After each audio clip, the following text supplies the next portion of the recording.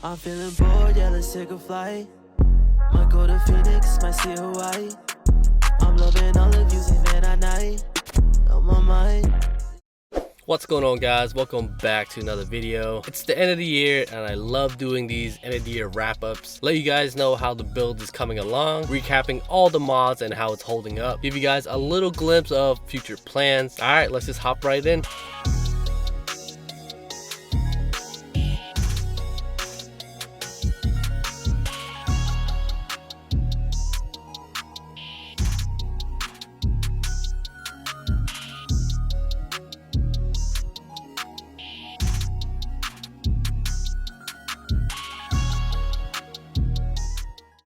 And since we're already inside the car, let's get started with the interior. Let's start off with our most recent mod, the wireless phone charger. This thing is so dope, guys. I pretty much use it every day. Really nice to have some extra ambient lighting with these LED strips. And it's just so convenient to just sit my phone right down next to me, wirelessly charging. Can't say enough good things about this. Right next to it is the billet shifter. The shifter is holding up pretty well. The only issue I was having was these little threads right here. They kept popping out, they kept coming loose. They're holding this shifter shaft right here. It made this thing like really sloppy, but just adding some thread locker, tightening it down, easy fix. Also, this damn shifter plate keeps cracking. I have to take it off when I'm working on the billet shifter, so I'm gonna have to make a new one with better material. And moving up right next to the Nexus 7 mod, hasn't been working in a couple years now. I had plans to work on a Raspberry Pi mod and put it in there, but I couldn't find a proper fitting screen. I was also gonna put a full portable car stereo that has built-in Android Auto / CarPlay. I played around with it, but it doesn't fit my needs 100%, unfortunately. I'll think about it more, but it is doable. A guy by Wusty on the Acura Zine forum did a complete write-up if y'all want to check it out. It is possible, guys. Next up is the dash cover. This one is a new one.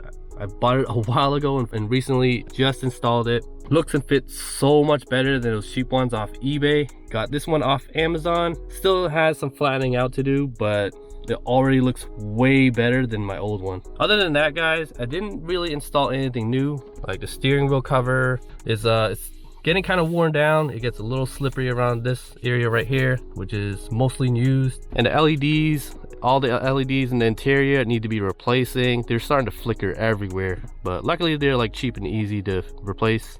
And that's pretty much it for the interior. Let's head outside and see what's good under the hood.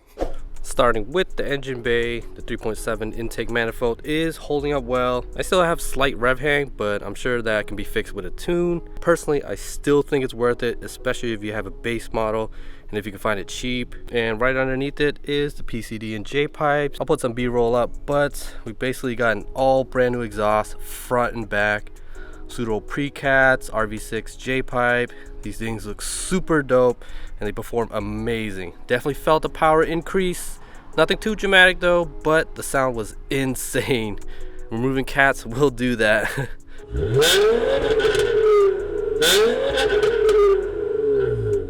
Was super loud and raspy, but I freaking loved it.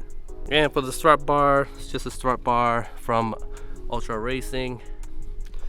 See the little panel gaps? Yeah, they don't fit properly because like it's mounts completely different. Haven't tackled that, but it's not really an issue for me. As long as the hood closes, I don't really care. But that's about it from what's happening under the hood. Still in the front of the car, shark mouth grille. The wrap is starting to show its age, guys. It's starting to come off a little bit over here. Barely noticeable up really far. Thinking about rewrapping it. It's not a big deal right now, but it's still holding up pretty well. As for the headlights, these things need a little work, guys. See that little condensation? Yeah, condensation still builds up a little bit, but everything works. This one is looking a little rough. And as for the fog lights, they're working out fine. On the passenger side fog light, it's cracked and moisture is getting in there, so that's not good. And one thing I was gonna add this year, but didn't get around to it, I have a brand new splitter, guys. I'm excited for that. Moving around to the side, you guys already know the RPF 1s, 18x8 plus 35, 235 40s with the tires, and one of my favorite mods this year, guys, the 18Z brakes. Dude, this thing, I just Can't praise this enough. Some people say it's not going to be worth it, but dude, I think it's totally worth it. A cheaper big brake kit, and I still want to paint them. Not sure what color yet. If you guys have any dope ass colors that would kind of match or go with the gray, let me know in the comments down below. But these things are sick, and they are holding up. No issues whatsoever, besides fitment issues with the rims. But did forget to mention suspension, the Tane Basis Z's. They're still holding up well. They are making a little bit of a clunking noise. Might be the whole suspension, honestly. It's holding up well so far. For the side splitter, yeah, it's showing its age. It's starting to like get grayed out. And for the rears, we got the rear brake kit. These are holding up very well also, from the 350Z with the custom bracket. Performs amazing. Complements the 18Zs very well. 6 pot in the fronts and 2 pots in the rear. Personally, I think it's pretty balanced for braking.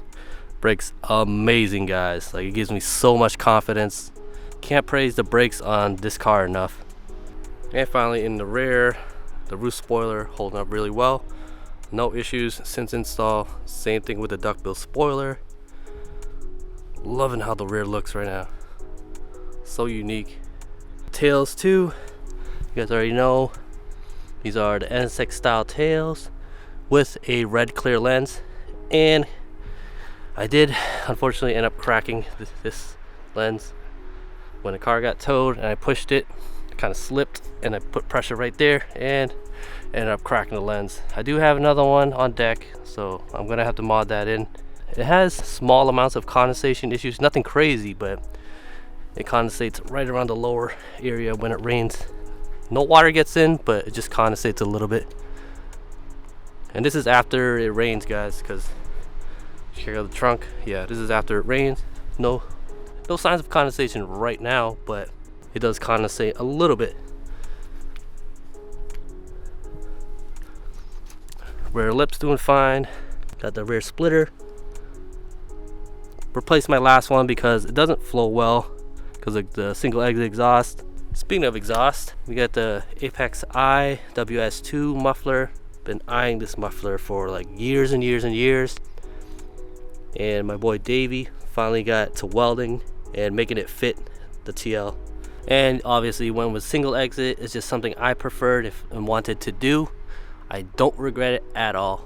Personally, this sounds amazing.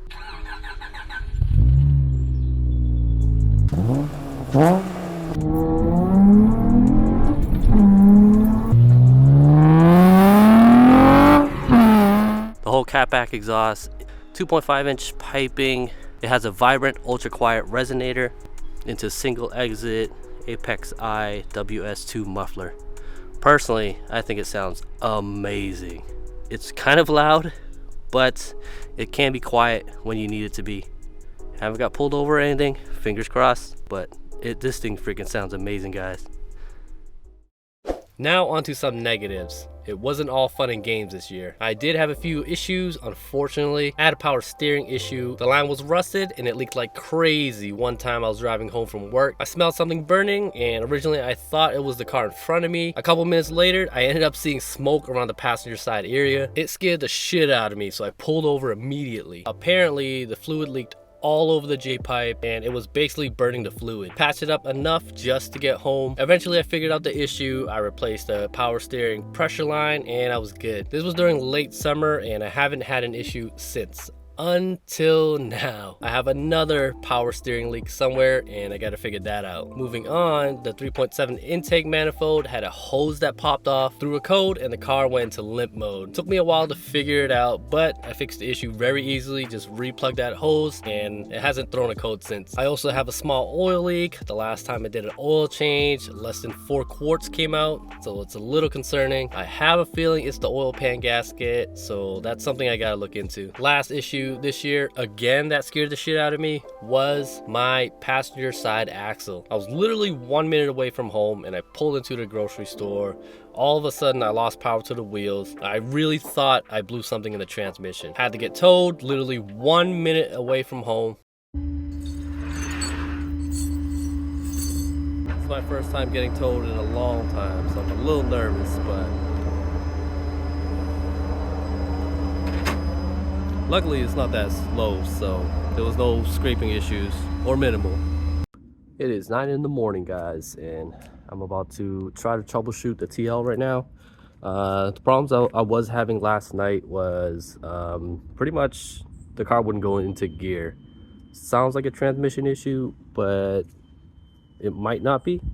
Hopefully it's like the axles, but I'm about to check it out right now. So yeah, everything felt fine.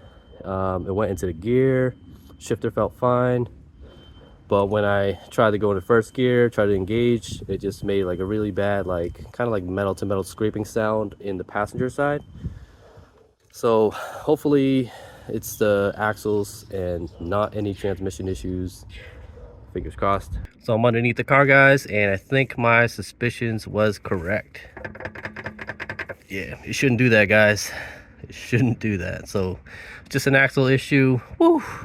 Lock that on that. If it was a transmission issue, I would have to probably rethink this whole car.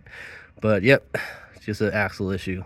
Took a look at the axles and they looked perfectly fine. Boots weren't ripped. It must have snapped inside the boot because the boot was perfectly fine. Replaced it a week later and I was back up and running. This was my first time replacing any axle, and surprisingly it wasn't too difficult as long as you have all the tools. Smaller issues that happened this year, I would occasionally get a code for the cats. Honestly, I just reset it and it doesn't pop up again for months. Headlights and taillights still have some condensation issues sometimes. I still have the red striped tails, so those are going to be my winter sets, and I'm not too concerned about the headlights because I'm going to be modding some in the winter.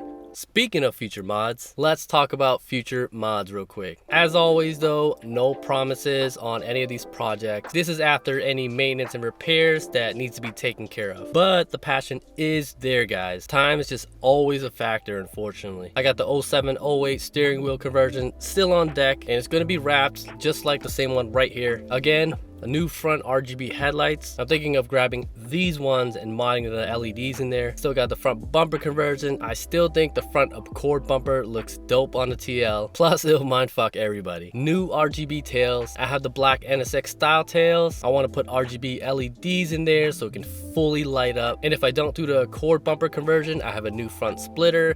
Been having it on deck for months, I just haven't installed it. And maybe the portable car stereo mod where the Navi is. Nothing planned on the performance side, unfortunately. I might do the intake runners and a standalone ECU. I'm not trying to make this car more unreliable. And at the end of the day, I do need this car to be a reliable A to B. But I'm almost fully bolt-ons, and honestly that's enough for me. Definitely going to be updating the suspension components where necessary. And that about wraps it up for this video, guys. It's nighttime. This video took a little longer than expected, but hope you guys enjoyed it. Catch you on the next one. Peace.